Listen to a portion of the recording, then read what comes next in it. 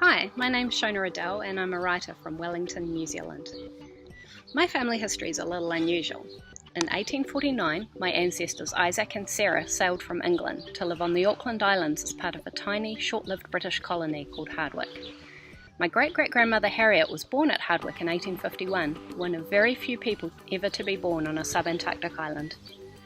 I grew up with the story of my ancestors from Hardwick, but it wasn't till I was an adult that I looked at a world map and I wondered how a family could move from England to live in such a wild and remote place. The islands are in the roaring 40s and furious 50s latitudes north of Antarctica and are lashed by gales and rain all year round. In 2016 I was invited to join an expedition to New Zealand's Subantarctic Islands.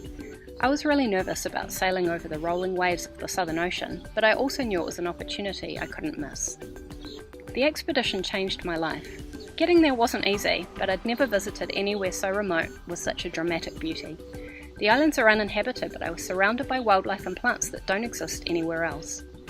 New Zealand and Australia's subantarctic islands are World Heritage Sites with fierce climates, but they're also vulnerable to change and with stories like nowhere else. They've seen explorers, shipwrecks, farmers, scientists, and tourists from all around the world. But I soon realised that many people hadn't heard of the Subantarctic Islands, and many of the books I read were out of print or out of date. I felt it was time for a new history book about the islands, with plenty of photos and up-to-date information, to make the old stories more accessible and tell new stories as well.